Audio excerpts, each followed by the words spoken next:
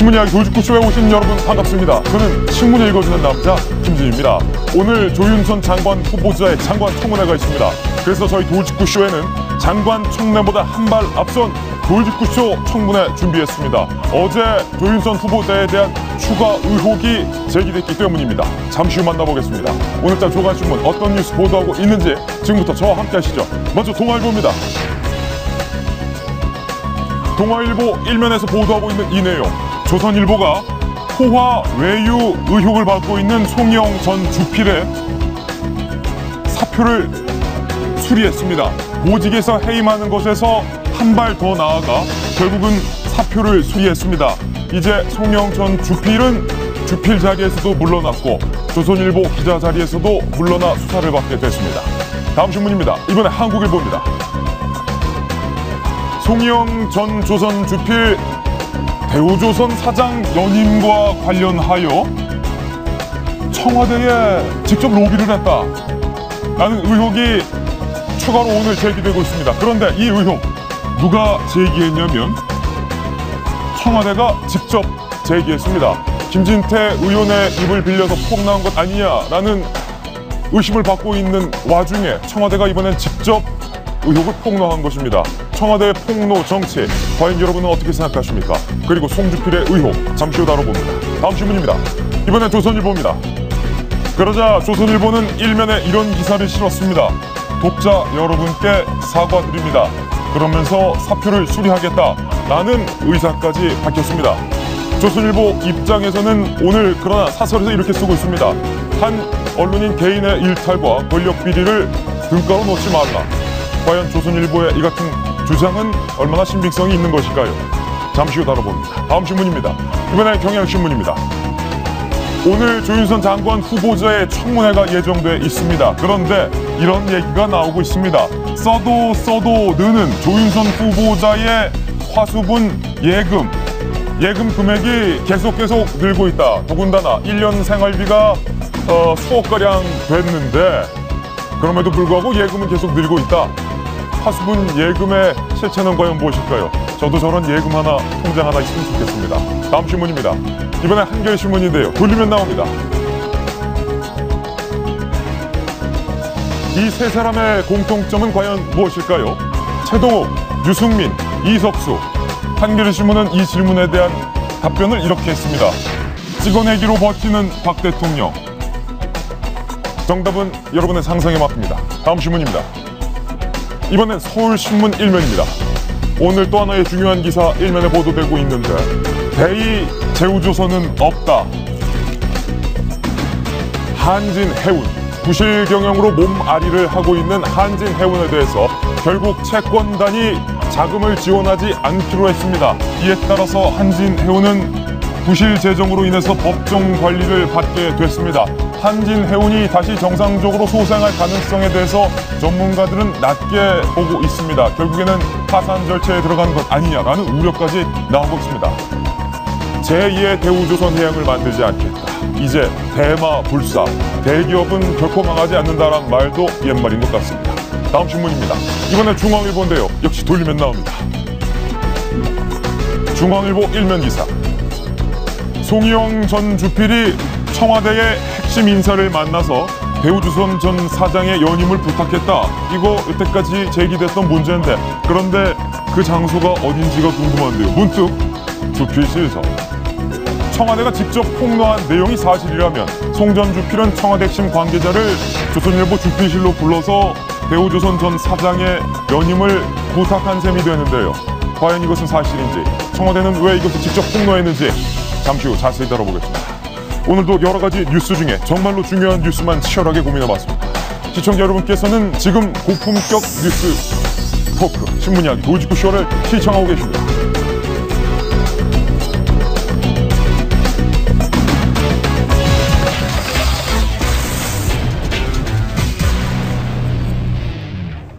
네, 송영 전 주필에 대한 청와대의 직접적인 폭로 내용 다루기 전에 오늘 새로 발생한 뉴스부터 전해드리겠습니다. 저희가 준비한 첫 번째 도지구 신문을 일단 뜯어보시죠.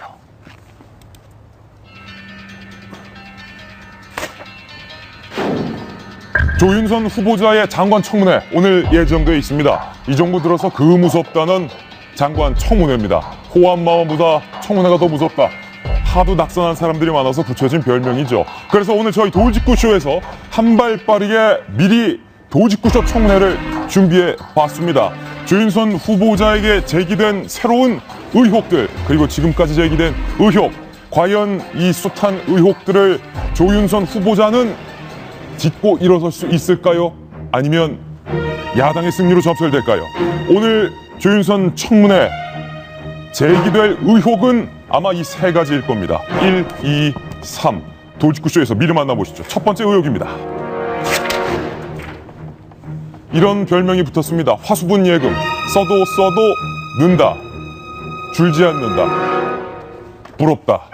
뭐 이런 개인적인 의견도 있습니다만, 조윤선 후보자의 화수분 예금 추가로 폭로가 됐는데, 지난번 의혹은 어쨌든 재산 신고된 내역과 부부의 소득을 플러스 마이너스 해보니까 한 해에 생활비로 5억 원을 쓰지 않으면 이게 설명이 안 된다. 한 해 생활비 5억씩 쓴다. 라는 의혹 플러스 전세를 한 해 동안 9억 5천만 원짜리의 빌라에서 12억 원짜리로 아파트로 이사하면서 추가 자금 2억 5천만 원을 1년 동안 더 썼는데, 그럼에도 불구하고 예금은 6억 원이 오히려 증가했습니다. 생활비 한 해 5억에 전세비 2억 5천까지 썼는데 예금은 6억 원 증가했으니, 정성희 위원님, 화수분 통장이 현재로선 맞는 것 같은데요? 저도 저런 통장 하나 있었으면 좋겠습니다. 없습니까? 소득보다 자산이 는 거죠. 예. 게다가 저렇게 씀씀이가 커서 1년에 계산해도 아주 거칠게 계산해도 5억 정도를 쓰고 있는데, 들어온 소득은 이제 뻔한데 나중에 보니까 신고할 때 자산이 늘었다는 겁니다. 보면 이제 다만 이것이 2009년이에요. 2009년에 조후자 부부의 예금과 전세 보증금이 8억 6천만 원 증가했습니다. 전년도보다. 예. 2008년도요. 전년도는 글로벌 금융위기가 있었던 해인데요. 다음에 보면은 이 8억 6천만 원이 늘었는데 어디서 늘었느냐? 소득이 없었는데 어디서 늘었냐 하는 것이 이제 노웅래 의원이 지적을 하는 건데, 예. 조 후보자 이렇게 얘기를 하고 있습니다. 글로벌 금융위기로 반토막 났던 펀드가 회복되면서 예금이 늘었다. 이렇게 얘기를 하고 있는데요. 예. 저도 2008년 이전에 예금을 펀드를 든 게 있어요. 그 예금의 결로, 행방 어떻게 됐습니까? 저는 반토막이 나서 지금도 회복이 안 되고 있거든요. 회복이 안 되군요. 예, 그걸 볼 때마다 불화통이 터지고 화가 나고 내가 부부싸움 좀 많이 하셨겠어요, 당시에? 그런데 예. 어쨌든 본인은 1년 만에, 저는 지금 그게 10년이 지나도 지금 회복이 안 되고 있는데, 네. 이 해명은 바로 지금 그 반토막 예. 것이 회복되면서 이렇게 늘었다고 해명을 하는데, 일반으로서는 좀 이해하기 힘든 설명이죠. 그래서 이제 나오는 설명이, 이것이 조 후보자 부부가 신고되지 않은 소득, 그런 것을 현금으로 많이 가지고 예. 있었던 게 아니고, 그러면 결국 좀 축소 신고한 거 아니냐. 그리고 평소에 씀씀이를 할 때도 신용카드나 이렇게 현금 이런 것보다는 현금을 많이 써왔던 것이 결국 집에 많이 현금이 있는 것이기 때문에 예. 하는 의혹이 나오고 있습니다. 단순한 산수 계산만 해보겠습니다. 지금은 훨씬 더 예금 신고액이 더 많으시겠죠. 그런데 2008년 말에 조윤선 후보자의 예금 보유액이 15억 6천만 원. 2008년 말에. 그런데 2009년 말, 그러니까 불과 1년 후에 예금 신고액이 무려 21억 7천만 원으로 급증을 하게 됩니다. 그러니까 1년 만에 6억 1천만 원이 화수분 통장에서 더 불어난 셈인데, 그런데 그 1년 동안 무슨 일이 있었냐면, 윤태곤 실장님, 저번에 계산했던 것처럼 1년에 생활비 5억 원 쓰셨겠고, 거기에다가 전세 9억 5천만 원에서 전세 12억짜리로 이사를 했기 때문에 전세 보증금 2억 5천만 원을 더 썼다는 거예요. 그러니까 노웅래 의원의 계산에 따르면은 전체 수입이 늘어난 게 8억 1,500인가 뭐 그렇다는 거예요. 그럼 거기서 뭐 최소한 생활비를 써야 될 거 아닙니까? 근데 예금이 8억 6천인가가 늘어났다는 거예요, 수입보다. 저 같은 경우에는 돈을 별로 안 쓰는 것 같은데 자꾸 통장에 돈이 없어져가지고 되게 미스테리어스한데, 이게 반대적 상황인 것 같고, 지금 장관 후보자들이 3명이지 않습니까? 이제 농림부, 환경부, 그다음 문화부 이렇게 3분인데, 여기서 야당의 집중적인 타겟은 조윤선 의원이 분명합니다. 예. 일단 상징적으로 박 대통령하고 너무나 가깝고, 그리고 뭐 우병우 수석하고 청와대 근무 기간이 겹치진 않습니다만은 예. 뭐 말하자면 조윤선 장관 후보자 같은 경우에도 박 대통령의 여자로 뽑히는 인물 아니겠습니까? 그리고 그렇죠. 3명 중에 지명도도 제일 높기 때문에 집중적으로 타격이 있을 공세를 가할 것으로 보이고, 오늘 제가 약간 청문회에 대해서 두 가지 관전 포인트를 말씀드리고 싶은 것은 오늘 청문회의 관전 포인트. 야당 의원들이 미리 예고한 거 말고 칼을 하나씩 들고 있을 겁니다. 현장에서. 아, 그렇습니까? 그렇죠. 이거 다 이야기하면 준비를 할 거 아닙니까? 방어에 대해서 준비를 할 건데 어떤 새로운 칼을 꺼내느냐. 그리고 두 번째는 조윤선 후보자가 이제 의원들하고 관계가 두루두루 좋은 편입니다. 그렇죠. 야당하고도. 그런데 비박계 의원들이 얼만큼 방어를 해줄 것이냐. 예. 이 부분에 대해 조윤선 후보자에 대해서 뭐 같이 공격을 하지는 않을 걸로 봅니다만은 좀 팔짱 끼고 있을 것이냐, 아니면은 엄호 사격을 강하게 해줄 예. 것이냐, 아니면은 친박 의원들만 외롭게 방어를 할 것이냐, 이 두 예. 가지 정도가 관전 포인트입니다. 같은 여당 소속이지만 비박 의원들이 과연 조윤선 후보자를 감싸줄 것이냐 말 것이냐도 관전 그렇죠. 포인트다. 더불어서 윤태권 실장의 예금 통장은 화수분이 아니라 마이너스 예금 통장이다. 뭐 이런 말까지 해주셨어요. 예, 마이너스 통장으로 허덕이고 있는 사람들이 참 많죠. 예. 대부분. 그래서 이제 어제 화수분 예금 통장 나왔을 때, 아, 정말 하늘이 내려주신 어떤 그 복이 아닌가, 행운이 아닌가, 뭐 이런 얘기를 했었죠. 그리고 저는 이 해명을 봤더니 지난 2008년 금융위기 당시에 반토막 났던 펀드가 다시 회복이 됐다. 예. 어떻게 이 사람들 펀드만 이렇게 제깍제깍 회복이 되는 건지. 그 똑똑한 서울대 나온 정성희 위원 펀드는 아직까지 회복이 안 된대요. 회복이 안 되고 비틀비틀 거리고 있는데 예. 왜 특정한 이런 사람들 펀드나 이런 주식이나 이런 것들은 그렇게 쉽게 불어나는 건지 참 이것도 신기합니다. 예, 우연이지만 가혹하다. 예. 조윤선 의원을 이제 그 전 의원이지만 이제 호칭 자체가 굉장히 많잖아요. 네. 전 국회의원이죠, 전 정무수석이죠, 전 장관이죠. 이렇게 호칭이 되게 많다는 것은 그동안 물론 본인의 능력과 실력도 있었겠지만 그동안 많은 어떤 특혜를 받았던 사람이라는 걸 부인하기는 어렵습니다. 예. 그런 와중에 이제 돈까지 굉장히 많은 거고요. 근데 여기 제가 지난 2013년 그 장관 후보자 당시에 그때는 이제 여가부 장관 후보자 당시였는데 이 청문회를 보면은 본인이 상당히 긴장했던 거와는 달리 청문회가 굉장히 쉽게 끝났다라는 지적이 굉장히 많았습니다. 근데 이번에는 또 어떻게 될지 저는 여기에 대해서 좀 특히 이제 초선 의원들, 그러니까 조윤선 의원과 전 의원과 특별한 어떤 관계가 없는 초선 의원들이 굉장히 활약을 좀 해주셔야 될 거라고 생각을 하는데 예. 사실 그런 거죠. 이제 그 대통령이 보통 이거는 어떤 정권이나 마찬가지입니다. 어떤 장관 후보자를 임명할 적에는 청문회를 통과하기 조금 쉬운 사람들. 예. 를 많이 이제 하죠. 그 중에서 정치인이 가장 쉽다고 합니다. 왜냐하면 정치인들은 여가 됐던 야가 됐던 약간은 그 동료의식이 있기 때문에 예. 기존 국회의원이 어떤 청문회 장소에 어떤 대상 후보자로 나오면은 좀 쉽게 넘어가 준다는 거예요. 예. 그렇기 때문에 여러 가지 맥락에서 물론 조윤선 전 수석은 박근혜 대통령의 여자이기도 하지만 어떤 국회의원 출신이기 때문에 이번 인사청문회도 좀 쉽게 넘어갈 수 있겠다라는 기대감이 아마 깔려 있을 겁니다. 예. 그렇기 때문에 저는 이번에 특히 이제 야당 의원들 조금 더 철저하게 청문회를 개최하셔서 네. 여러 가지 의혹들을 좀 풀어주셨으면 하는 그런 바람입니다. 네. 이기진 전 의원님 오늘 나와주셨는데 거듭 말씀드리지만 돈 많이 버시고 돈 많이 있으시면 뭐 그것만큼 아름다운 건 없겠지만 써도 예금이 계속 는다고 한다면 두 가지 이유일 것 같아요. 그만큼 돈벌이가 많거나 아니면 애초에 신고한 자산 내역 이외에 신고하지 않은 자산이 있거나. 예, 아침에 저희들이 모여서 서로 인사하고 얘기할 때 나온 얘기를 제가 정리를 해놨었는데 돈 많은 것은 잘못이 아니죠. 그렇죠. 자본주의 사회에서 능력껏 잘 버는 거 부러울 따름이죠. 이건 비난해서는 안 됩니다. 네.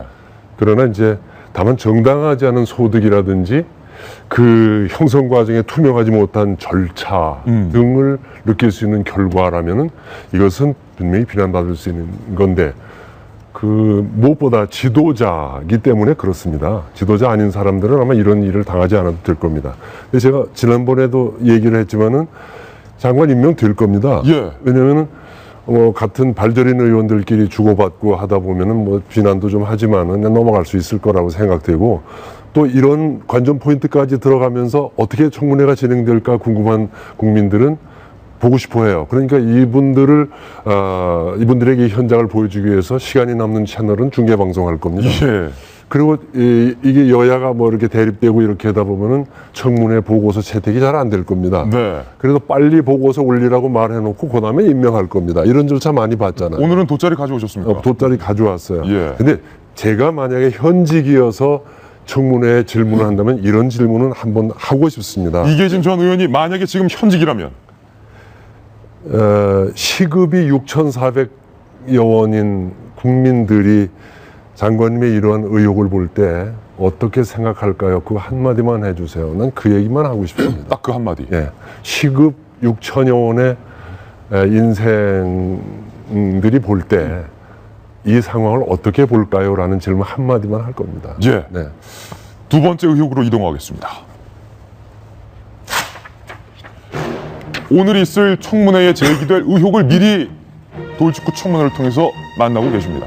두 번째, 조윤선 후보자의 딸의 인턴 채용 특혜 문제점이 제기가 되고 있는데, 정성희 위원님, 딸 인턴 채용 특혜 YG면 그 유명한 YG 엔터테인먼트 아닙니까? YG도 있고요. 그다음에 현대캐피탈도 있고 이제 두 가지가 있습니다. 두 가지군요. 먼저 현대캐피탈부터 말씀드리면 현대캐피탈에서 인턴 채용 공고를 했는데 당시에 조 후보자의 딸이 미국에서 대학에 다니고 있었다는 겁니다. 그러면은 그 사실 지원하기가 좀 어렵지 않습니까? 예. 그런데 조 후보자의 딸은 화상 면접, 스카이프를 통해서 화상 면접을 통해 가지고 합격이 된 다음에 그러니까 화상 채팅할 때 그 화상으로 예, 면접을 제공해줬다. 네. 그래서 합격이 됐고요. 그래서 이제 이 의원실에서 현대캐피탈 측에 이제 물어본 거죠. 예. 그러면 도대체 몇 명이나 화상 면접을 했느냐에 대해서는 답변을 거부했는데 이제 나중에 보니까 이제 26명이 화상 몇 명이 이제 화상 채팅을 했고 그 중에 이제 몇 명이 했다. 그러니까 조 후보자의 딸에게 이제 특혜를 준 것은 아니다라고 했는데요. 그것도 이제 부족한 것이 이 그 인턴 요건에 졸업 예정자라는 그런 그 조건이 붙어 있었습니다. 예. 조 후보자의 딸은 당시에도 졸업 예정이 아니었고요. 현재까지 미국에서 대학에 다니고 있다고 합니다. 그러니까 최소한의 요건을 충족시키지 못했는데 이제 인턴을 했다는 것이고요. 그런데 그 관련해서 현대캐피탈 사장이 정태영 사장 아니겠습니까? 현대카드에 있던 예. 두 사람의 오래된 인연이 이제 주목을 받고 있죠. 예. 그러니까 두 사람이 우연히 그렇게 했다면 또 이해가 되지만 아주 가까운 친분이 있는 걸로 그렇군요. 이미 다 주변에서 뭐 자타가 인정을 하고 있는 사이라서 결국은 청탁을 한 것이 아니냐 하는 것이 많은 이제 인턴을 지망하는 젊은이들의 공분을 사고 있고요. YG 엔터테인먼트도 마찬가지죠. 예. 역시 이제 요건이 안 되는 상황에서 어떻게 그런 인턴을 할 수 있었느냐 하는 거 많은 흑수저 출신 또는 학생들 인턴 지망자들의 공분을 사고 있는 대목입니다. 이 칼럼. 당시 조윤선 후보자의 딸 미국에서 유학 중인데 인턴 채용 경쟁률이 100대 1. 요즘은 우리 청년들 인턴 취업도 이게 여간 힘든 일이 아니죠. 그렇죠. 그 인턴을 하기 위해서도 아버지 직업이 중요한 게 요즘 시대잖아요. 이게 참 인턴을 하기 위해서도. 네, 이거 굉장히 가슴 아픈 일인 거고 예. 사실은 열심히 일하는 사람들에게 굉장히 좌절감을 주는 굉장히 안 좋은 보도 내용들입니다. 일단 예. 조윤선 후보의 저 화수분 예금부터 시작해서 딸까지 흑수저들이 정말 대대손손 이렇게 이어지고 있는 그런 상황인 건데요. 이게 두 번이나 걸쳐서 이런 사건이 발생했다는 것도 또 문제인 거죠. 이게 20살일 때 21살일 때 예. 2014년에는 YG 엔터테인먼트이었고 2015년에는 현대캐피탈이었는데 어차피 뭐 인턴이라는 거 여러분들 많이 아시겠지만 졸업 예정자거나 이미 졸업한 사람들을 위해서 보통 만들어 놓은 자리입니다. 예. 그러는데 지금 조윤선 그 후보자 장녀 같은 경우는 2014년, 15년 그때 한 1학년, 2학년 이 정도였을 겁니다. 그러니까 자격 자체가 안 되는 겁니다. 예. 근데 현대캐피탈 측에 이제 어떻게 된 거냐라고 이제 문의를 했더니 당시 조 후보자의 장녀가 자신이 졸업 예정자라고 기재를 했다는 겁니다. 어허. 그래서 이제 그게 궁금하잖아요. 그 서류가 있느냐 했더니 폐기하고 없다고 했답니다. 왜 하필이면 그것만 폐기한 건지 당시 모든 자료들이 폐기된 건지는 조금 더 뭐 밝혀질 내용이겠지만 현대캐피탈이 뭐 빠져나가고 있다 그런 겁니까? 그런 거죠. 그러니까 예. 그쪽에서 만약에 그 장녀가 그 졸업 예정자라고 했다면 허위 기재를 한 거기 때문에 그 장녀의 잘못인 거고요. 예. 만약에 그 제대로 기재했는데 여기서 그냥 인턴으로 채용한 거라면 현대캐피탈이 엄청난 특혜를 준 거고요. 어떤 식으로 가더라도 다 양쪽에 문제가 있는 거죠. 예. 이게 지금 나오고 있는 여러 가지 의혹들이 있잖아요. 이 의혹 중에 가장 뼈아픈 의혹이 저는 바로 이 딸 문제라고 생각을 합니다. 인턴 채용 의혹이다. 인턴 채용 의혹 문제라고 보는데 아마 이거를 가장 가슴 쓰리게 그리고 칼에 갈면서 지켜보는 사람이 국회에 있을 것 같아요. 얼마 전에 이 문제 때문에 당을 떠나 있던 서영교 의원 기억나시죠? 서영교 의원. 서영교 의원은 더불어민주당을 잦은 탈당까지 했습니다. 예. 왜냐하면 여러 가지 의혹들이 있었지만 그중에 핵심은 바로 딸을 국회 인턴에 채용했고 문어발 채용이다. 인턴을 채용해갖고 사실 받는 돈이 얼마나 되겠습니까? 돈의 문제가 아니라 그 채용의 경력을 가지고 결국은 로스쿨에 들어갔다는 의혹들이 일파만파 커졌기 때문에 로스쿨에 지망할 수 있었던 수많은 사람들이 공분을 일으켰던 거거든요. 다른 사람의 기회를 앗아갔다 이 이거죠. 문제도 똑같은 상황으로 바라볼 수 있기 때문에 수많은 대한민국의 흑수저 청년들의 눈높이에서 바라봤을 때는 굉장히 마음이 아프겠죠. 왜냐하면 20살 갓 된 학생일 겁니다. 대다수의 인턴이라고 하는 부분들은 대학을 졸업하고 사실은 정상적으로 저희 이기진 의원님이라든지 선배님들 세대 때는 대학 졸업하고 나면 회사에서 모셔갔잖아요. 웬만한 예. 대학에서는. 근데 지금은 대학 졸업하고 나서 바로 취직이 안 돼요. 그러다 보니까 그 징검다리 형태로서 어떻게든 인턴이라도 하기 위해서 수백 대 1의 경쟁률이 있는 게 바로 인턴 제도거든요. 근데 누군가에게는 이 인턴이라는 제도가 그냥 경력을 쌓기 위해서 잠깐 스쳐갈 수 있을 정도로 대학을 졸업하지 않았고 요건도 형성되지 않았는데 그냥 스쳐가는 겁니다. 예. 어렵지 않게. 만약 그 과정에서 본인의 능력과 상관없이 부모님의 뒷배경이 작용했다라면 이건 참 큰 문제가 아니겠는가. 특히나 문화체육관광부 장관이라는 자리는 현 정부의 얼굴 같은 자리예요. 네. 이 부서에서 대한민국의 국정홍보를 총괄 책임지고 있죠. 그렇기 때문에 얼마 전에 크리에이티브 코리아라는 국가 브랜드를 만들었다가 숱한 망신을 샀던 것도 바로 이 문화체육관광부라고 볼 수 있거든요. 여기 장관 후보자로 지명되신 조윤선 후보자 같은 경우는 사실 그동안 굉장히 좋은 이미지를 갖고 있었습니다. 굉장히 아름다운 외모, 세련된 언변, 그리고 박근혜 정부를 뒤에서 든든하게 뒷받침하고 있는 이미지가 있었는데 자칫 이번 청문회를 통해서 이런 이미지가 금수저의 도덕적 일탈로 지금 이 예. 모든 것들을 보게 되면 금수저의 도덕적 일탈이라는 하나의 줄기로 모아지고 있거든요. 금수저의 도덕적 일탈이다. 집중 포화를 받게 된다면 어허. 과연 이거를 어떻게 해명할 수 있을지 결국 이거에 대해서 이겨낼 수 있는 방법은 딱 한 가지죠. 모든 문제에 대해서 명쾌하게 해명하고 거기에 대해서 진실을 밝히는 겁니다. 그래도 예. 문제가 없다라는 전제 조건 하에 장관직을 잘 수행할 수 있을 건데 김병미 의원도 경희대학교 총학생회장까지 예. 한 수재였는데 인턴 채용 안 돼가지고 졸업 후에 꽃집했잖아요. 예, 취직이 진짜 어려워요. 학교 앞에서. 예, 저는 그래서 대학 졸업하고 취직을 포기하고 바로 창업전선에 뛰어들어서 많은 사람들이 기억하겠지만 한 달에 30만 원 월급을 갖고 생활했을 때 제 와이프가 그 당시 회사원이었거든요. 그래서 예.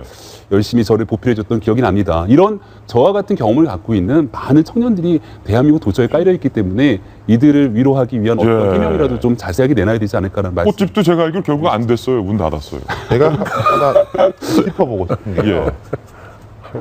트렌드는 내지 정형이 된 것 같아요. 이제 자식의 인턴 이런 거는 지금 우병우 수석도 아들이 약간 까먹고 있는데 경찰 그 꽃보직 이야기만 되는데 유기준 의원실에 입법 보조원으로 방학 때 들어와가지고 영어를 잘한다는 이유로 아름아름 추천을 통해서 어떻게 경찰청하고 해명이 똑같은지 모르겠어요. 누가 추천했는지 모르고 아름아름 추천을 통해 가지고 그 기마름량이 있는 것 같아요. 예. 아름이라는 게 사람들 마음에 못 박는 거거든요. 예. 아름이라는 게 무슨 말입니까? 쭉 인맥과 영향력을 통해서 됐다라는 거잖아요. 예. 한 5, 6년 전, 10년 전에 청문회가 처음 시작됐을 때 주로 터지는 것들이 상속, 뭐 토지 문제 이런 네. 거였었어요. 부모한테 받은 상속, 뭐 70년대 사놓은 땅이 뭐 어쩌고 이런 거였었는데 왜 자연의 일부분인 토지를 사랑한다라고 말하셨던 이제 장관 후보자도 계셨는데 그렇습니까? 그러다가 조금 트렌드가 바뀐 게 이제 애들 이제 초등학교, 중학교 때문에 위장 전입. 예. 위장 전입 이야기가 나올 때만 해도 뭐 부모 마음이 비슷하지 좋은 학교, 학군 좋은 데 보내려고 하지 하면서 사실은 약간 눈 감아주는 인지상정 그리고 네. 뭐 위장 전입 정도는 서민 중상층들도 꽤 많이 한다 이런 식으로 했는데 이제는 트렌드가 인턴입니다. 인턴이다. 자녀 인턴. 예. 이게 이제 세상이 점점 바뀌고 있는 것 같고 이런 걸 보면서 더 이제 복장 터지는 거는 서민들이죠. 아름아름 소개받았다라는 의혹을 볼 때마다 저희 같은 평범한 시민들의 마음은 시름시름 알아가는 것 같습니다. 의혹 세 번째입니다. 교통법규 상습 위반이라는 새로운 의혹이 제기됐습니다. 1년여간 주정차 위반 19회, 속도 위반 9회, 안전띠 미착용 1회 등등 총 29건. 1년 동안 낸 벌금만 약 115만 원이다. 벌금의 양이 상당해요. 115만 원. 이 칼럼. 1년 동안 보통 사람들은 한 번 법규를 위반할까? 뭐 2번. 그렇죠. 힘들죠. 벌금만 115만 원. 예, 저렇게 하기도 힘듭니다, 사실은. 예. 이제 보통 지난해였습니까? 언젠가 제가 이제 저는 차가 없습니다. 그래서 맨날 전철을 주로 타고 다니는데 이제 가끔 이제 선배들 차 얻어 타잖아요. 근데 그 사람들이 늘 하는 얘기가 있었어요. 요즘 왜 이렇게 교통 경찰들 많냐? 그래서 저한테 물어보는 거예요. 그래서 아니 지금 저희 나라에 돈이 없다니까 이렇게 좀 뭐 이렇게 중앙선 침범 내지는 신호 위반 이런 거 이렇게 뭐 범칙금 내면은 그것으로 이제 그 국간을 좀 채우려고 하는 것은 아닌가 뭐 네. 이런 얘기를 이제 농담 삼아 했었어요. 근데 실제 어느 시즌에 교통 경찰들이 정말 많이 서 있더라고요. 그럴 때 있어요, 네, 꼭. 있었죠. 그러니까 물론 이제 그런 것 때문에 더 똑같이 잘못을 하고도 더 많이 걸리신 건 아닌가라는 생각이 물론 들지만 사실은 저러면 안 되죠. 그러니까 본인 자체가 법률가지 않습니까? 변호사 출신이고 또 장관 출신이고 고위공직자 출신인데 교통법규를 상습적으로 위반한다는 것 자체도 굉장히 문제인데다가 다른 사람보다 오히려 더 조심해야 될 사람이 다른 일반적인 사람들보다 훨씬 더 많이 그러니까 말 그대로 상습적으로 위반을 한 건데 저 부분에 대해서는 어떻게 해명을 하실까 저는 되게 궁금해요. 네. 분명히 오늘 이제 질문이 나올 텐데 뭐 예를 들어 이제 그런 거죠. 그 2013년 당시 장관 후보자 청문회 때 뭐 1년에 7억 5천 썼다 뭐 이런 뭐 얘기 나오니까 뭐 베푸는 게 몸에 배서 그렇다 이런 해명을 하셨잖아요. 실제로 그런 해명을 했었죠. 예, 실제 그런 해명을 했었죠. 오늘 같은 경우도 이제 역시 또 나올 겁니다. 1년에 5억 쓴 의혹에 대해서 어떻게 생각하시느냐, 인턴 어떻게 생각하느냐, 교통법규 위반에 대해서 어떻게 생각하느냐 각종 질문이 터져 나올 텐데 여기에 대해서 정말 잘 해명을 해주셨으면 좋겠습니다. 네. 교통법규 위반해서 범칙금 부과금이 115만 원. 뭐 이거야 5억 쓴 사람한테는 아무것도 아니죠. 그렇습니까? 이제 적은 금액인데 이제 그 보니까 주로 이제 서초구에서 선거운동을 했던 기간에 집중적으로 발생했다고 해요. 예. 그러니까 선거운동 기간에 이제 바쁘니까 아마 운전을 본인이 했을 건 아니고 운전 기사가 이제 차량만 남편 명의 카니발 차량이고 또 왜 국회의원 후보자들은 다 카니발 차량을 쓰는지 몰라요. 그게 되게 뭐 카니발 차량을 우리가 샀던 사람한테 얘기를 들으니까 되게 서민적으로 보이고 서민적으로 보인대요. 튼튼하고 그러니까 이제 그 차량을 가지고 운전하면서 바쁘게 보니까 이렇게 저렇게 주정차 위반을 많이 한 것 같은데 범금은 뭐 조우주바가 이제 냈겠지만은 근데 벌칙금 그 점수는 이제 운전기사가 했던 것이죠. 그래서 이제 선거운동 기간 동안에 이제 바빴던 상황은 좀 이해를 하더라도 아까 얘기한 대로 본인이 이제 법률가이고 또 그 이전에 우리나라의 국가 지도자로서 최소한 이런 선거운동을 한 때라도 이거 하나하나는 정말 지켰어야 된다. 물론 범칙금이라는 게 본인한테는 아무것도 아니고 하지만 저는 여러 가지 돈 내는 중에서 범칙금이 제일 아깝더라고요. 제일 내가 아깝다. 조금만 지켰으면 되는데요. 근데 이제 이런 것들을 아무렇지도 않게 할 수 있는 거 역시 이제 돈이 많아서 이런 정도는 돈으로 때울 수 있다고 생각을 하신 것 같아요. 네. 그런 거에 대해서 제가 아까 댓글을 보니까 많은 그 국민들이 질타가 이어지고 있고 아까도 얘기했지만 이런 사람이 보통 사람이라면 괜찮은데 국가 지도자 특히 문화체육관광부 장관 산하기관도 많죠. 이렇게 하는 게 적합하냐 그런 여론이 상당히 높습니다. 한 말씀만 좀 덧붙이고 싶어요. 김 의원님. 얼마 전에 우리가 모 회장, 재벌 회장이 운전기사한테 굉장히 망언들 하면서 이런 걸 시켰어요. 야, 교통법규 다 무시해. 그냥 가라고 했거든요. 맞아요. 돈이 많은 사람들한테는 4만 원, 5만 원이 아무것도 아닌 거예요. 저 같은 사람한테는 안전띠 위반해서 경찰이 잡히는 순간 가슴이 벌렁벌렁 하거든요. 또 오늘 얼마 이렇게 생각이 되는데 그분들한테는 아무것도 아닌 거지 않습니까? 전기료만 누진제 할 게 아니라 교통법규 위반, 과태료 이런 거에 대해서 상습적으로 위반하는 사람한테는 곱하기 10번, 곱하기 100번 이렇게 해서 여기에야말로 누진제가 적용돼야 되는 게 아닌가. 그렇지 않으면 이렇게 해서 아무것도 아닌 거 계속 위반이라고 한다면 여기에 대한 선량한 피해는 다 선량한 시민들이 그대로 받게 되는 거 아닐까요? 저는 선거운동 기간이었다라는 조 후보자 측의 해명도 있었는데 저희 중에서 선거운동 가장 많이 뛰신 분은 이계진 전 의원님이시니까 그 당시에 벌금 115만 원 혹시 내셨습니까? 이 의원님도. 벌금 하나도 안 냈을 거요. 안 저는 내셨어요. 강원도 전체를 누비고 다녔는데도 그렇게 냈다는 기록은 모르겠어요. 항상 내가 얘기하는 게 위반하지 마. 저기 위반하면 안 돼. 주차 금지 구역이야, 정차 금지 구역이야. 항상 움직이게 한다든지 방법이 있거든요. 내가 운전하지 않는데 왜 그랬을까?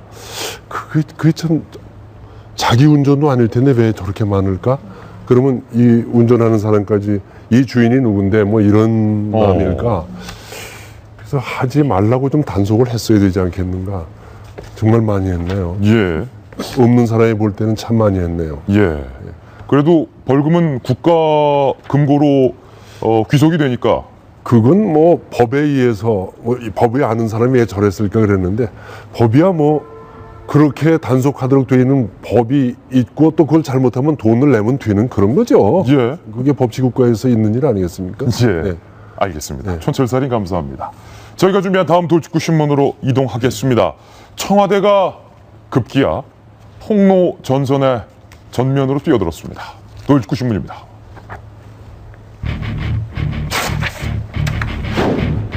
청와대 이번엔 직접 나섰다. 청와대 익명의 관계자란 이름으로 통신사에 청와대의 직접적인 의지를 밝혔습니다. 조선일보 송영 전 주필의 새로운 의혹에 대해서 청와대가 직접 폭로를 한 셈입니다. 점입가경 우병우 사태. 청와대가 우병우 민정수석을 구하기 위해서 이제 직접 폭로전에 나서는 것은 아닌가 라는 각종 기사가 오늘 쏟아지고 있습니다. 오늘도 세 가지 포인트에 대해서 저희가 준비를 했는데 첫 번째입니다.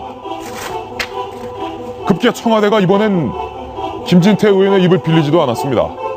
직접 송영 전 주필에 대한 의혹을 청와대가 폭로를 했습니다. 이 내용부터 다뤄보겠습니다. 윤태곤 실장님, 일단은 청와대가 폭로한 내용은 무엇입니까? 대우조선해양 전 사장, 남상태 사장 다음이죠. 고재호 전 사장, 뭐 이때 이분도 아마 뉴스 커뮤니케이션을 썼던 것 같은데 그 고재호 사장의 임기가 작년에 만료였어요. 송영 주필이 고재호 사장의 연임을 청와대 핵심 관계자한테 부탁을 했다. 이른바 뭐 청탁을 했다 이겁니까? 그렇죠. 그리고 이게 지금 두 가지가 이제 섞여 있는 게 주필실에 불렀다. 이거는 이제 중앙일보에서 오늘 추가 보도가 나온 건데. 지금 저 기사죠. 주필실로 직접 청와대 핵심 관계자를 불렀다. 저건 이제 새누리당 고위 관계자가 밝혔습니다. 그러니까 청와대 고위 관계자하고 새누리당 고위 관계자가 이렇게 앞서거니 뒤서거니 하면서 합동작전 이런 겁니까? 뭐 뒤에 나오겠지만 김진태 의원한테 이제 힘을 실어준 거죠. 그럼 이게 누굴까? 많이 궁금하잖아요. 핵심 관계자, 익명의 핵심 관계자 누굴까? 통상 이제 핵심 관계자라고 하면 수석급 이상을 말하는 것이고 네. 고위 관계자라고 하면 한 최고위원 정도는 돼야죠. 예. 이미 최고위원들의 이게 말할 수 있는 분이 몇 분일지 저는 이제 머릿속에 이게 떠오르는 분들이 이제 몇 분이 있는데 한 3명 정도 떠올라요, 저도. 그 중에 이제 한 분이 아닐까 예. 싶고 바로 이 내용인데 청와대 관계자 이렇게 말했습니다. 송 전 주필이 지난해 청와대 고위 관계자에게 대우조선해양 고위층의 연임을 부탁하는 로비를 해왔다. 청와대가 관여할 수 없다는 입장을 전달했고 결국 송 주필의 요구가 받아들여지진 않았다. 이게요 진짜 뭐 의미가 큰 게 아무리 눈 가리고 아웅이라고 해도 김진태 의원이 아니 나는 내가 하는 거다라고 주장할 수 있지 않습니까?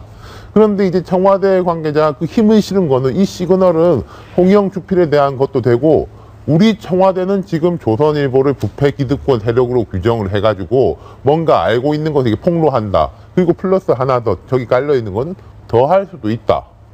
아, 더 할 수도 있다. 그렇죠. 뭐 폭로를요. 그렇죠. 하나 둘이겠습니까? 그런 이제 시그널을 보내는 거 부작용은 감수하고 가겠다. 그 뒤에 또 이제 말씀드릴 게 있는데 이까지 일단 말씀드리겠습니다. 예, 청와대 핵심 관계자가 또 이렇게 말했는데요. 대우조선해양 사장, 남상태 전 사장, 그럼 송영 전 주필, 구속된 박수환 대표의 유착 관계를 거론한 뒤에 조선일보가 왜 그렇게 집요하게 우병우 민정수석 사퇴를 요구하는지 이제 납득이 가는 것 같다라고 이 관계자는 통신사에 이렇게 말을 했는데 정성희 위원님, 그러니까 이 청와대 관계자의 의도는 조선일보가 본인의 비위 사실을 숨기기 위해서 우수석 문제를 부각시켰다 이렇게 들리는데 뒤집어 보면 왜 이렇게 청와대가 송영 주필 문제를 부각하려는가, 우수석 문제를 덮기 위한 건 아니냐 이렇게 해도 해석이 되는 것 같아요. 그러니까 자기가 이제 서 있는 스탠스에 따라 가지고 자기 유리한 대로 해석을 하는 건데요.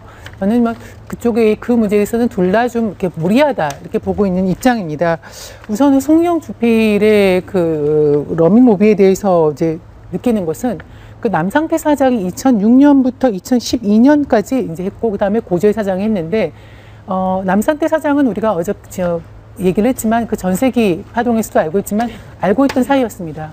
그런데 이제 그 다음에 사장을 했던 고재호 사장까지 연임 로비를 했다는 것은 이제 이 로비가 좀 약간 조직적이었다. 네. 그러니까 한 사람만 한 것이 아니라 사실 아는 사람 한 사람은 좀 도와줄 수 있지 않겠습니까? 그런데 그 다음에 후임자까지 했다는 거는 이제 분명히 뒤에 박수환이라는 뉴스컴 사장의 어떤 그 부탁이 있었다라는 거를 이제 알 수가 있는 대목이 있어서 그랬고, 그럼 누구한테 부탁을 했냐? 이 부탁한 시기가 작년 4월입니다. 지금 주필실로 불러서 했다는 거. 청와대 핵심 관계자 누굴 불렀을까?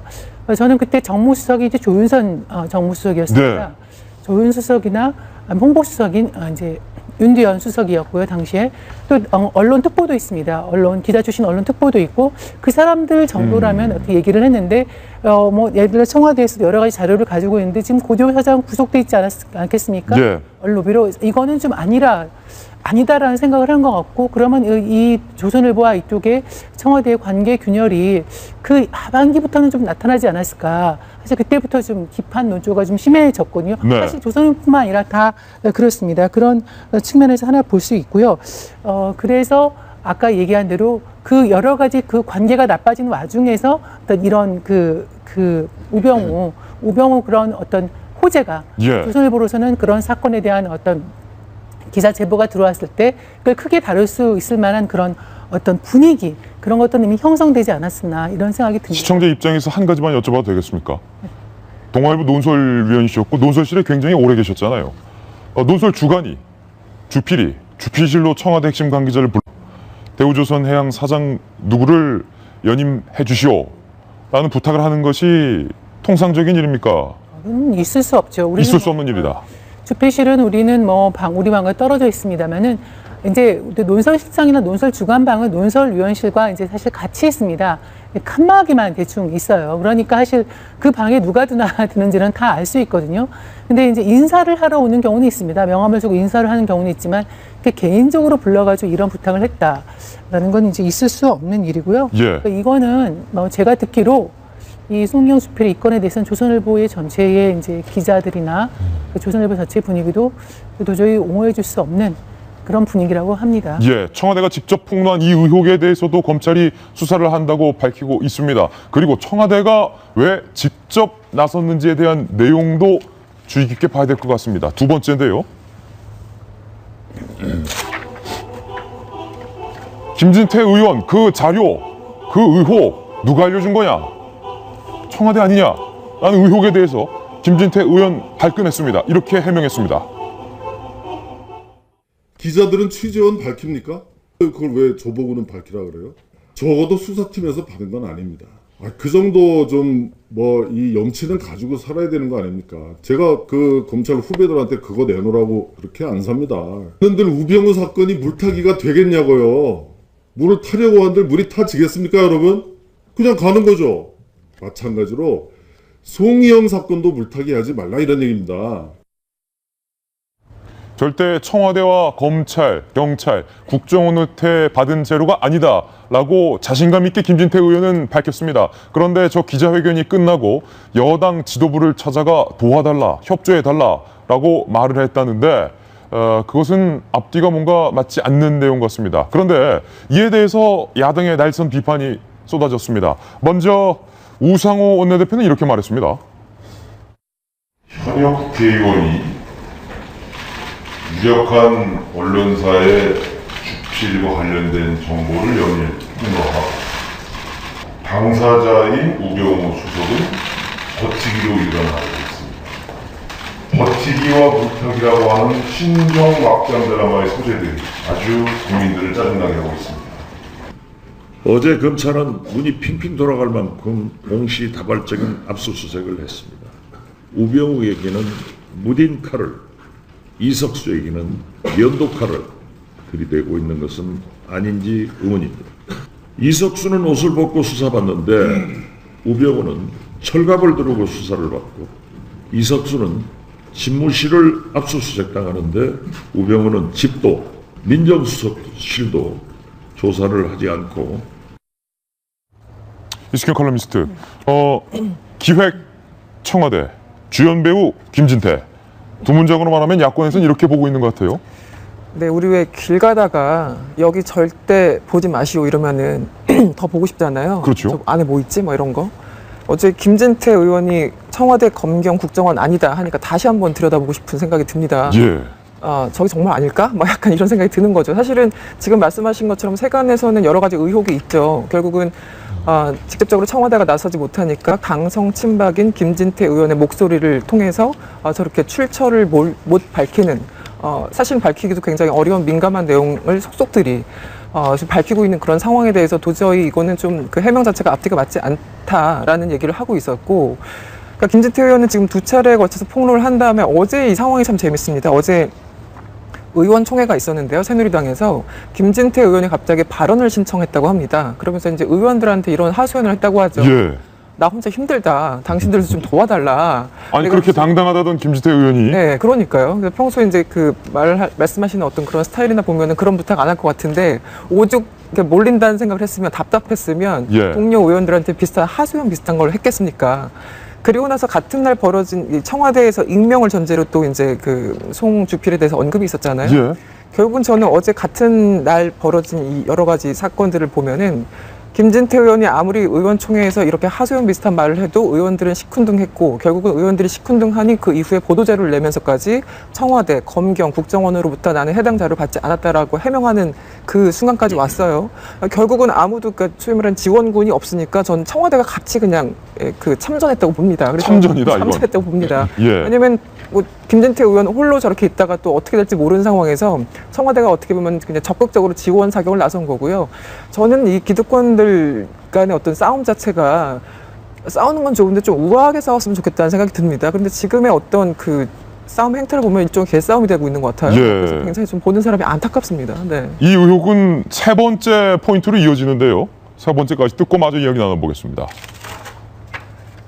청와대와 여권 의원 치고 빠지는 언론 플레이.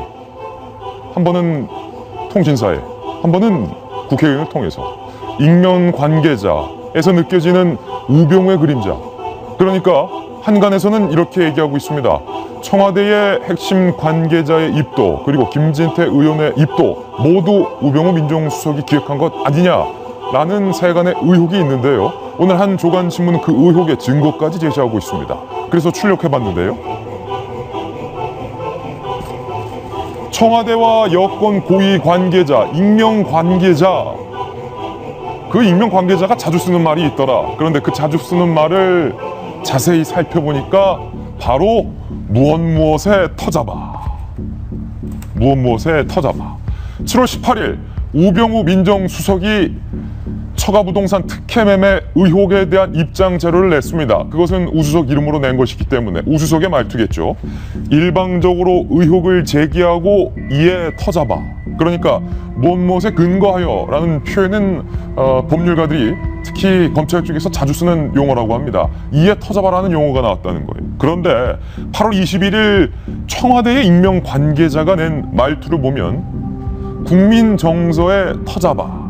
청와대를 공격하는 것이다. 그러니까 예리하다. 8월 21일도 그렇고 지난 7월 18일도 그렇고 익명 관계자라고 밝힌 그 청와대 사람이 썼던 뭐뭐에 터잡아.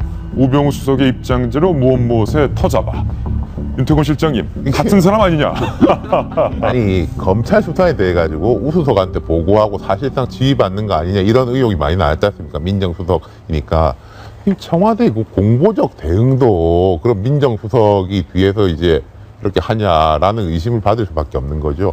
이게 말이나 그래도 지문 같은 게 있습니다. 아 그렇습니까? 그럼요. 예를 들어 가지고 이정현 대표 그때 이게 김시공 국장하고 녹취록에 나온 거 보면 이정현 대표가 말버릇처럼 하는 거 좀 나 좀 살려주소. 나 좀 항상 살려주소. 있어요. 이제 뭐 부탁을 할 때. 맞아요. 그리고 최근에 이제 김종인 전 대표 같은 경우에는 별칭이 이제 뭐 김추호 이렇게도 되셨는데 말끝마다 추호도 없다. 추호도 없다. 아니다. 어. 뭐 이렇게 되는 거. 그리고 김대중 전 대통령 같은 경우에는 자기를 이 사람이라고 지칭을 항상 했었어요. 이 이 사람. 사람은 이렇게 생각해 보여요. 예. 뭐 이런 식으로. 그리고 이제 뭐 MB 전 대통령 같은 거 다들 알지 않습니까? 나도 해봐서 아는데. 뭐 이런 식의 말의 지문이 있는데 예. 이에 터잡아라는 건 사실은 보편적으로 쓰는 표현은 아닌 거죠. 흔히 쓰는 표현 아니에요. 무엇에 터잡아. 포털 사이트에서 뉴스 검색을 해가지고 터잡아라고 한번 검색을 해보면 나오는 게 얼마 없을 거예요. 예. 그렇기 때문에 저는 되게 합리적인 이제 의혹을 제기할 수 있다고 생각하고 여기서 이제 두 가지 갈래로 더 가서 보면은 아까 이제 김진태 의원하고 엮어서 했을 때 옛날에도 보면 저격수들이 있긴 있습니다. 예. 당에 이제 이거하고 약간 조율을 거쳐가지고 자기가 이제 위험을 무릅쓰고 이렇게 하고 뭐 문제를 제기하고 또 당도 지원 사격을 해주는 건데, 김진태 의원의 본인의 주장이 맞다면은 자기는 참 이제 거대 언론의 고위 간부가 언론의 윤리를 저버리는 것에 대해 가지고 정의감으로 언론의 질서를 바로잡고자 이런 걸 하시는 거지 않습니까? 예. 근데 그게 왜 여당의 지도부하고 의원들이 나서야 될 일이냐는 거죠. 왜 여당 지도부의 도움을 청해만 하느냐? 그렇죠. 좋은 일이시긴 한데, 그리고 이게 김진태 의원도 당 지도부하고 자기가 먼저 조율을 전혀 안 하고 한 것 같은 정황이 있어요. 제가 하나를 지적해 보자면은, 김진태 의원이 첫 번째 폭로를 한 게 26일 월요일 아침 9시입니다. 월요일 아침 9시는 무슨 시간이냐면은 토요일 날 더불어민주당이 전당대회를 했잖아요. 예.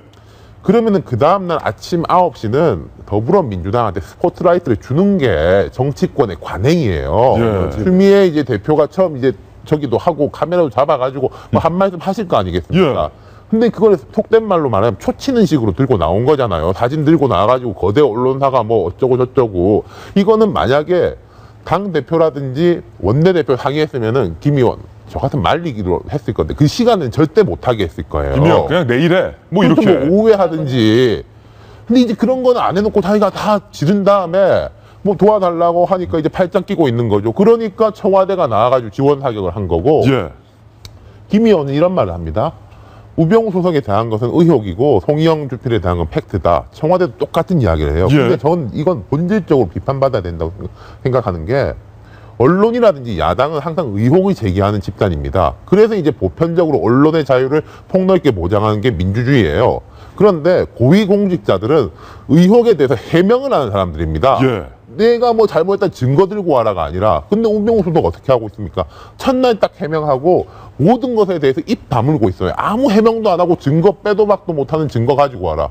아니 자기들이야 뭐 검찰도 있고 국정원도 있고 하니까 뭐 어디서 김 의원은 거기서 안 구했다고 이야기하는데 증거를 탁탁 들고 오는데, 나머지 사람들은 합리적인 의혹과 이렇게 가능성이 있는 의혹을 제기하면 거기에 대해서 해명을 해야 되는 게 고위공직자와 집권 세력의 의무입니다. 이거. 의무다. 근데 그 사람들이 똑같이 하자라고 대들고 있으니까 이게 말이 안 되는 거죠. 이계진 전 의원께서 오랜 기간 아나운서를 하셨으니까 표현에 대해서 잘 아실 것 같은데 무엇무엇에 터잡아. 상당히 예리한 지적이에요. 무엇무엇에 터잡아. 저게 어떤 그 사람의 글에도 또는 말에도 지문, 자기만 갖고 있는 어떤 특성이 있다는 그런 얘기인데, 저도 가끔 언론이 선택한 단어를 보고 얘기하는 적이 있는데 그건 아나운서의 감각이었습니다. 예. 저건 아주 예리한 지적인데, 뭐 저런 걸 떠나서 김진태 의원이 한 건 한 거죠. 한 건 했다고 생각했을 때 상당히 쾌재를 불렀을 수도 있는데, 지금 생각해보면 아 괜히 했나라는 생각일 겁니다. 근데 폭로할 때는 그 스포트라이트가 그 내용에 있었지만, 아니 저것을 어떻게 저 사람이 저 정도 심도 있는 폭로를 할 수 있을까? 여기에 의문을 갖고, 내 얘기가 길어지면 끊어도 좋아요. 언제 끊어도 좋으니까. 충분히 하십시오. 예, 충분히는 어렵고 하여튼. 그랬는데 이게 절차가 이상하다는 의문 제기가 된 거 아니에요. 사실 국회에서 아까 그 윤 실장이 얘기하신 대로 저격수들이 있는데 그 저격수가 개인의 능력이냐? 그렇지 않아요. 그건 누군가가 제공하는 사람이 있고 대신 말하자면 해주는 거예요. 그래서 그걸로 자기는 정치적인 이득을 보고 그걸 했다 덕 본 사람도 있고 망한 사람도 있고 그런 거예요. 예. 그거 하나로 크게 들 줄 알았는데 결국은 그거 끝나고 나서 제공만 하고 그 사람은 이상한 사람이 되고 끝나버리는 경우인데, 저한테 이런 거 가져온 사람이 한 사람도 없었어요. 왜? 가져오면 제가 안 해줄 거니까. 한 사람도 없었습니다. 그럼 일반인들이 볼 때 이 암흑에는 그런 것도 한 건 못하는 무능한 사람, 매일 중요한 정보를 접근하고 폭로한 사람, 야 대단한 사람이야. 그렇게 생각할 수 있죠. 그런데 자기를 이용하는 사람들이 이용당할 수 있는 거죠. 보좌관의 능력으로는 한계가 있는 폭로예요. 자, 그리고 그 다음에 물타기 얘기가 나오는 거예요. 예. 서로 물타기라네요. 여기 물타지 마라. 또 우리한테 물타지 마라. 어느 게 물입니까? 어느 게 술입니까? 국민이 볼 때는 물타기라고 보지 않아요. 둘 다 술이에요. 분명히 각각 먹고 싶은 술이고 예. 분명히 먹어봐야 되는 술입니다. 물타기로 돌려서는 안 된다고 생각합니다. 그리고 송아무개라는 주필이라는 분, 예. 조선일보, 동아일보와 함께 이 나라 언론을 이끌었던 양대 축입니다. 그 힘을 등에 업고 개인의 이런 짓을 했다고 본다면은 이건 언론인으로서의 자격이 정말 없는 겁니다. 예. 언론인은요, 저는 저 방송 아나운서였고 국문학을 전공했던 국회의원을 겨우 한 사람이지만은 신문 방송학을 대학원에서 전공한 사람입니다. 이 말 할 수 있습니다. 우리 언론인은 밥 한 그릇에 국 한 그릇에 세 가지 반찬을 먹는 국 하나 밥 하나 삼찬에 초라한 밥상을 받아도 언제나 정론을 펴야지 호와 요트를 타고 이런 걸 하면 안 되는 겁니다. 예. 그러므로 언론인 전체가 욕먹게 하는 짓을 한 겁니다. 당신은. 예. 이거는 정말 씻을 수 없는 죄를 지은 겁니다. 요거까지만 말하겠습니다. 송영 주필에 대한 검찰 수사도 있어야 된다. 해야죠. 해야 그리고 한마디만 더 예. 할게요. 최근의 일련의 사태를 보면서 국민들의 머리에 쥐가 납니다. 뭐 이런 인사들이 다 있나? 여기서 인사는 사람이 이제 선비사자예요. 뭐 이런 인사들이 다 있나? 이 새끼쥐라는 말은 귀엽지만 쥐새끼는 욕이 되잖아요. 그렇죠. 새끼쥐가 아닌 쥐새끼 같은 사람들인데 아무개 저기 누구 한 대사람 뭐 이런 사람들이 있습니까? 예. 성한 구석도 주면 세상에 지도자급의 성한 사람이 이렇게 없는 겁니까? 예. 이 말 한마디만 더 하고 싶습니다. 개탄스러운 돌직구를 날려주셨어요. 이게 사건이 너무 복잡하잖아요. 지금 뭐 연예에 터져나오는 새로운 인물들이 나오다 보니까 시청자분들께서도 국민들도 굉장히 좀 혼란스러울 것 같아요. 그러다 보니까 물타기라는 용어가 자연스럽게 나오는 거거든요. 송희영 주필이 청와대에 인사청탁을 했다라는 문제가 생겼을 때 청와대 입장에서 이게 2015년 얘기라고 얘기를 합니다. 일단 첫 번째로 누가 인사청탁을 받았는지를 좀 해명해야 국민들이 보기에 더 객관적인 자료가 될 거라고 생각을 하고요. 두 번째로 여기에 대해서 반드시 짚고 넘어가야 되는 것 중에 하나가 청와대 입장에서는 대우조선해양의 고재호 사장을 다시 한번 연임하라고 인사청탁이 2015년도에 들어왔다라면 이게 지금 조선일보 송영 주필뿐만이 아니라 여러 갈래 사람들이 인사청탁이 들어왔다는 겁니다. 그 당시 대우조선해양은 무너지고 있었고 공적 자금이 투자되면서 사실상 국민의 혈세가 투자되고 있는 곳이었는데 여기 이런 인사청탁이 들어왔으면 청와대의 입장은 어떻게 써야 됩니까? 그 당시 반드시 이 문제를 가지고 감사원에 어떻게든지 감사 청구를 시켜서 대우조선해양의 이런 문제들을 파헤쳤어야 정상이거든요. 그런 일들을 아무것도 하지 않고 지금 현재 우병우 수석 문제가 터지고 나서 의혹에 대한 나름대로 폭로전 성격으로 이런 얘기가 나오는 것, 여기에 대한 출처가 지금 청와대라고 나오는 것, 저는 결코 바람직하지 않다라는 얘기 한마디만 드리고 싶습니다. 예. 이 주제를 마무리하면서 이런 이야기가 떠올랐습니다. 경제학자 애덤 스미스는 시장 경제의 자율성을 강조하면서 보이지 않는 손에 대해서 이야기했습니다. 권력기관이 결코 기획하거나 개입해서는 안 된다. 즉, 그 손이 눈에 보여서는 안 된다. 이런 내용을 강조한 겁니다. 그런데 요즘 연이은 폭로 정치와 검찰 수사를 보면서 또 다른 보이지 않는 손이 있는 것은 아닌가를 느낍니다. 그런데 큰 문제는 그 손이 누구의 손인지 빤히 보인다는 데 있습니다. 혹시 이런 생각하셨는지 모르겠습니다. 손은 눈보다 빠르다. 그런데 애석하게도 그건 타짜들에게만 해당하는 얘기입니다. 다음 뉴스입니다. 저희 돌직구쇼에서만 만날 수 있는 코너로 넘어가겠습니다. 이른바 신문 속 사람들의 동향을 다루는 신사동 그 사람입니다. 오늘도 3명의 신사동 그 사람 준비되어 있는데 한 사람씩 만나보시죠. 내 아이 아닌데 남매를 벌인 비정한 부모. 오늘 조간신문에서 고발하고 있습니다. 어떻게 남매를 벌일 수 있던 건지. 정성희 위원님, 아니 음식점에 어린 아이들을 두고 떠났다고요? 성남에서 한 식당에서 있었던 일인데요. CCTV가 아마 이제 공개가 돼서 이제 알려진 사실인데 20대 부부가 5살, 3살짜리 남매를 들어와서 이제 식사를 하고 뭐 잘 먹이고 화목한 가정 모습을 보였는데요. 조금 있다가 이제 남자가 먼저 밖으로 나가서 차를 몰고 떠나버렸다는 겁니다. 그래서 조금 있다가 그 엄마로 보이는 여성도 그냥 떠났다는 거예요. 그래서 이제 아이들 2명만 이제 남겨진 상황에서 다른 식사를 하신 손님들이 부모가 없어지니까 경찰에 신고를 한 겁니다. 근데 경찰이 와서 황당하잖아요. 벌써 몇 시간이 지났는데 차량 CCTV를 보고 차량 조회를 해서 이제 부모를 찾았습니다. 어렵게. 그랬더니 엄마는 전화 잘못하셨다. 엄마 전화 잘못했다. 네, 아니다. 아니다. 그 얘기를 했고 아버지는 엄마가 돌보는 줄 알았다. 엄마가 돌보는 줄 알았고 나는 버리지 않았다. 이렇게 얘기를 하면서 모두 이제 아이를 데려가기를 이제 기피했다는 거예요. 지금 저 CCTV 보니까 아이가 3살짜리 아이도 있어요. 3살, 5살이고 부부가 어려 보이죠. 그래서 경찰이 이렇게 되면 아동 유기로 이제 처벌을 받는다 얘기를 하니까 할 수 없이 와서 아빠가 아이를 데려갔다고 합니다. 예. 아주 황당한 사건인데요.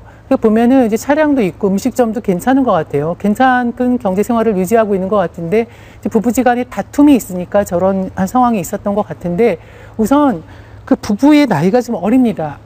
그 부인 같은 경우는 22살이거든요. 아이고. 그럼 아이가 5살이면 이제 결혼이나 임신 같은 경우는 이제 17세나 예. 18세 정도 했다는 한 것 같고요.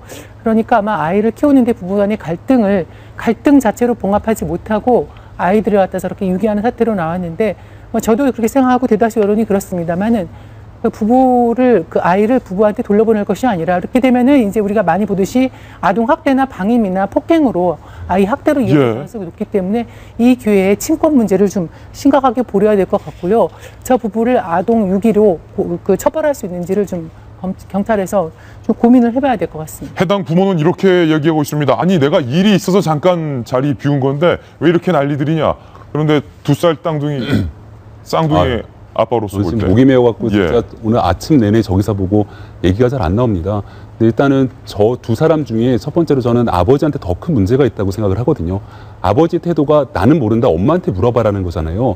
사실 아무리 부성애보다 모성애가 더 강하다고 하지만 아이에 대해서 아빠로서의 책임이 반드시 따릅니다. 근데 저 젊은 20대 초반의 부모의 입장에서는 특히 저 아버지 같은 경우는 자식을 부양하는 데 있어서 어떠한 책임감과 의무감도 전혀 따르지 않았던 것 같아요. 그러니까 나는 아무 상관이 없어. 우리 애 엄마한테 물어봐라라고 얘기를 하는 거지 않습니까? 아마 저 젊은 엄마 같은 경우는 남편이랑 싸우면서 여기에 대해서 나 혼자 모든 양육에 대한 부담감을 떠안는 부분들에 대해서 결국은 다툼이 아이들한테 피해로 이어진 것 같은데 저 아이들이 엄마 아빠가 없는 식당에서 식당 문이 닫을 때까지 두 남매가 있었을 그 상황을 가정해 보면은 정말 눈물이 나더라고요.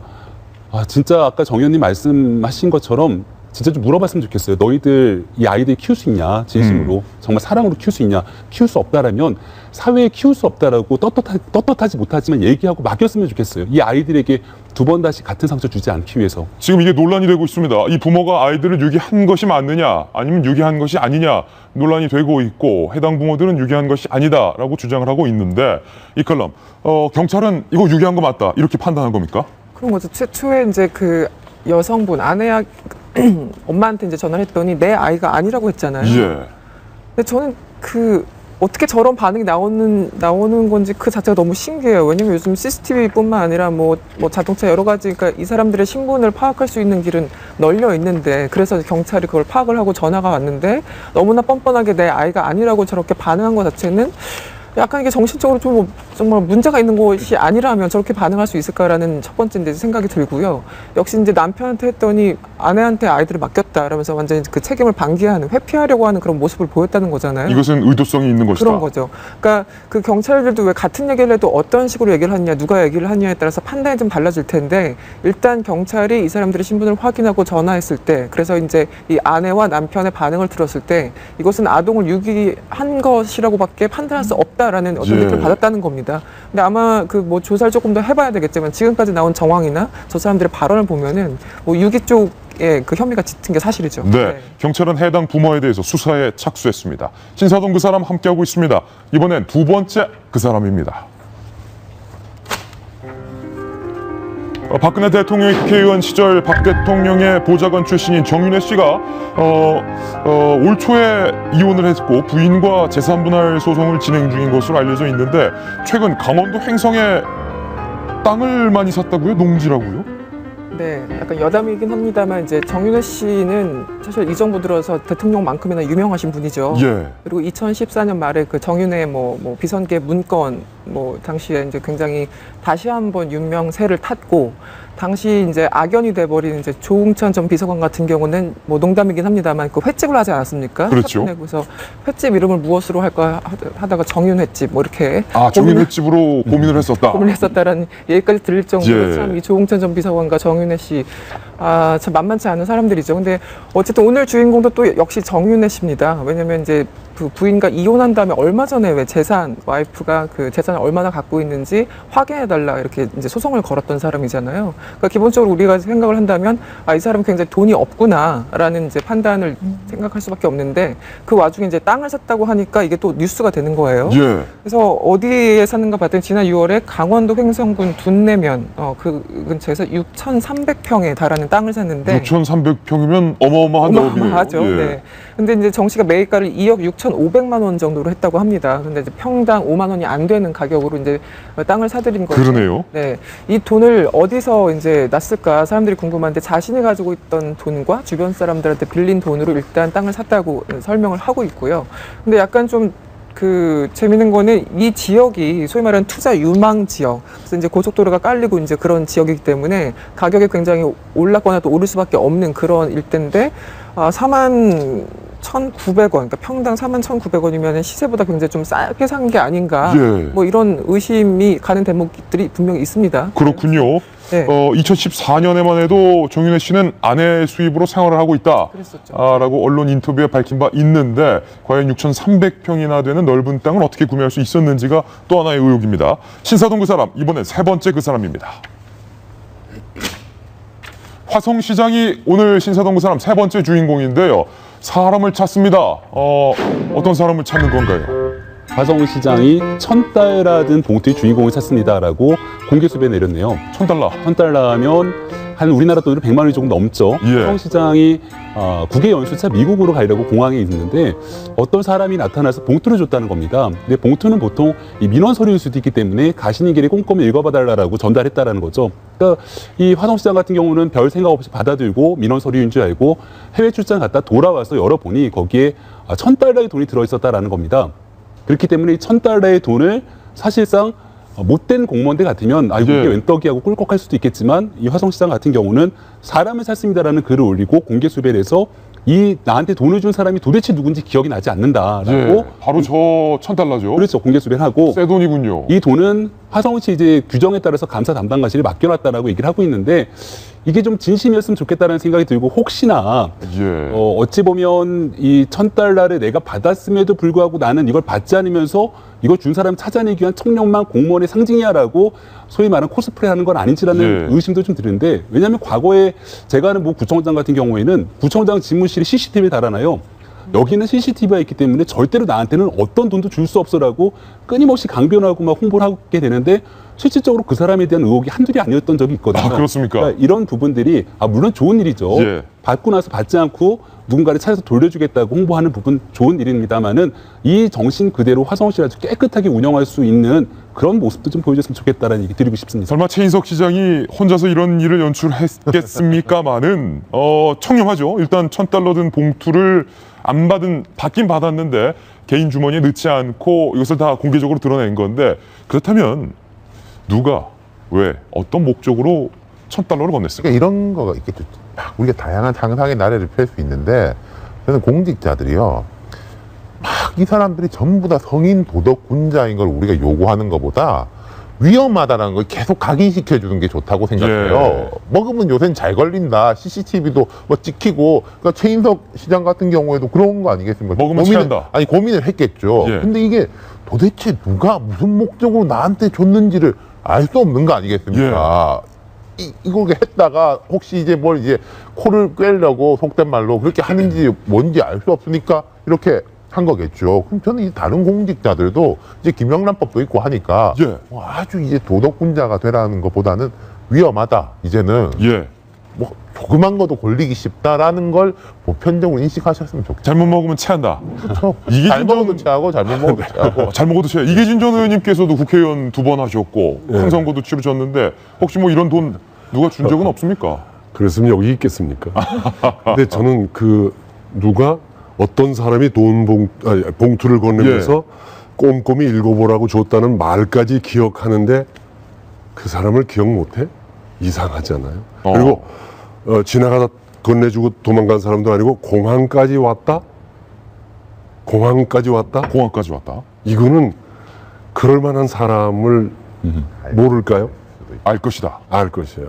알 것이. 이거는 약간 쇼적인 데가 있는 것 같아요. 예. 이거 왜냐면 나는 국회의원을 사람 몰로 보기로 유명한 사람인데 해봤기 때문에 말할 수 있는 거예요. 그렇게 주면서 저 별것 아닌데 꼼꼼히 잘 좀 읽어보세요라 하면서 하는 걸 보고 받고 그런데 누군지 몰라? 이상하지 않아요? 아니, 이게 예. 약간 좋은 의미의 쇼일 수도 있다고 생각해요. 저는 좋은 이 의미로 사람이 면박 주거나 바로 신고하기에는 좀 부담되는 사이, 뭐 지역에 이제 많지 않습니까? 힘께나 쓰는 사람들. 그럼 거기에 대한 약간의 경고, 간접적 경고일 수도 예. 있죠. 이런 게 뭐 알 수 없죠. 저 사람이 그 주면서 저 꼼꼼하게 읽어보라고 그랬잖아요. 출국장에서. 저 같으면은 뭐 비행기 시간도 긴데 거기다 뜯어볼 것 같아요. 받은 즉시. 네, 해가지고 무슨 민원인지 시장이라면 그런데 돌아와서 신고했다. 그리고 아니면 이제 수행원이 있었을 겁니다. 시장으로. 아니면 민원서류니까 주는 거예요. 예. 자기가 바쁘니까 보통 그렇게 하잖아요. 그래서 저는 보통의 이제 제 상식으로는 그런 걸 받으면 이거 민원 검토해봐라고 수행비서한테 주던가 아니면 본인이 꼼꼼하게 읽어보라니까 뜯어보거나 할 것 같은데 그까지 하나도 그 말 꼼꼼하게 읽어보라는 그 당사자를 수행비서도 봤을 거예요. 그렇죠. 혼자 본 게 아니라. 예. 분명히 알 수 있는 사람이에요. 과연 이 $1,000 누가 줬는지 하여튼 돈의 주인이 빨리 나타났으면 좋겠습니다. 이번엔 저희가 준비한 다음 돌직구 신문으로 이동하겠습니다.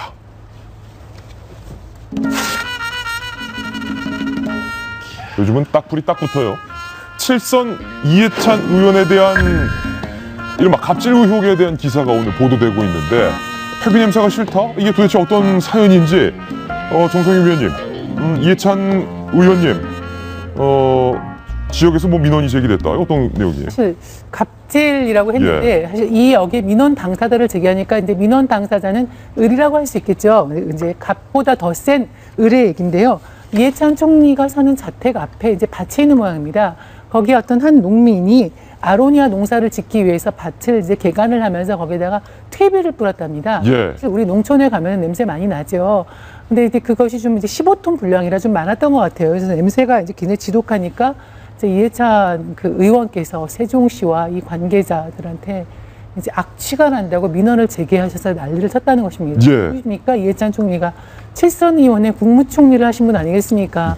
그런 분이 이제 우리 집 앞에 냄새가 난다고 이렇게 민원을 하셨으니까 세종시가 발칵 뒤집혔겠죠. 예. 공무원들이 뛰어나가서 이제 조사를 해보니까 아니 그 악취 기준이라는 그 기준에 이제 미달됐던 겁니다. 그 악취 기준이 있군요. 예, 있죠. 거기에는 이제 미달이 되는 것이니까 그 농민한테 그 기준에 이제 미달되는데 어떻게 할 수 없으니까 이번에는 이제 이렇게 퇴비를 뿌리면 지하수가 오염될 수 있으니까 원상 복귀시키라. 그렇게 이제 내렸고요. 명령을 내렸고 그 농민이 결국은 15톤 분량을 원래대로 원상 복귀를 시켰다고 합니다. 그러면 농민은 아로니아 농사를 짓기 위해서 퇴비를 준비했을 것이고 퇴비를 뿌리는데 노동력도 들었을 것이고 아로니아를 농사를 지으려고 아로니아 작물도 준비했을 텐데 모든 것이 원상 복귀됐다면 그 피해 복구는 받았습니까?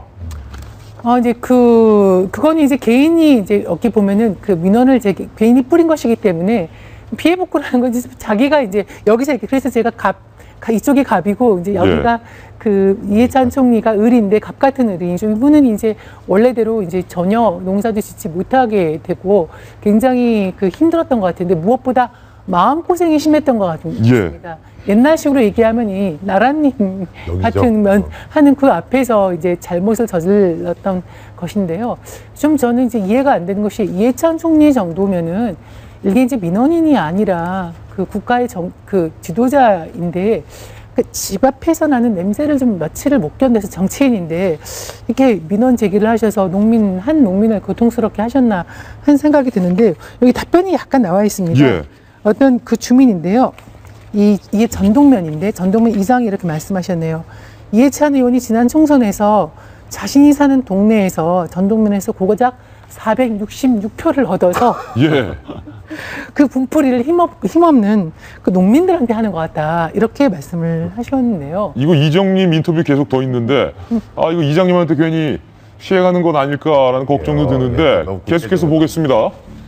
세종시 고운동 너머의 악취 문제가 진짜 문제인데 그건 해결하지 못하고 자신의 집 앞에 퇴비 냄새에는 그렇게 민감하다라고 이장님께서 말씀을 하셨고, 평소 얼굴조차 보기 어려운 한경호 행정부시장까지 현장에 나와서 민원을 해결하려 했다라는 얘기가 나왔습니다. 이장님의 말씀이 계속되는데요. 세간의 소문처럼 이해찬 의원님은 의원이 아닌 총리님으로 세종시의 상황인가라고 좀 답답함을 그렇게 호소를 했는데, 유태구 실장님. 예. 이게 세종인뉴스라는 지역 언론, 지역 밀착형 언론인데 일단 이해찬 의원 쪽의 입장은 안 들어가 있다는 게 감안을 해야 될 것 같아요.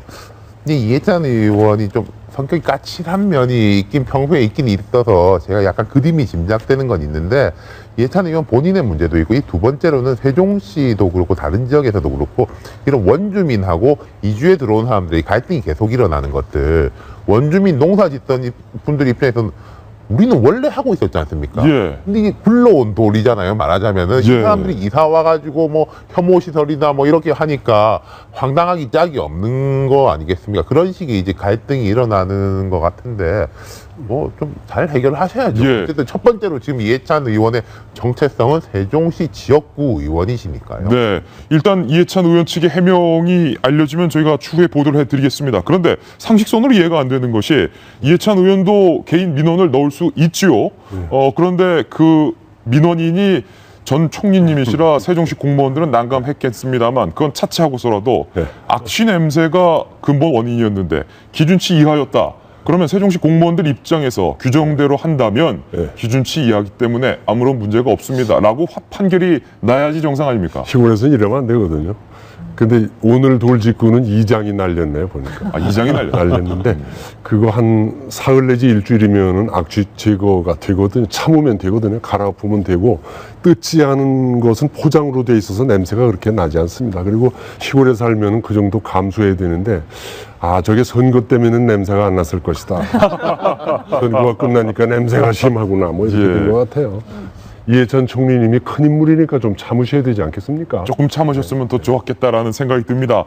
아로니아 농사를 준비했던 그 농민분은 결국 아로니아 농사를 못 짓게 돼서 마음고생도 심하고 좀 물질적인 피해도 있을 것 같은데, 농민께 심심한 위로를 전달합니다. 저희는 광고 이후에 돌아오겠습니다. 잠깐만요.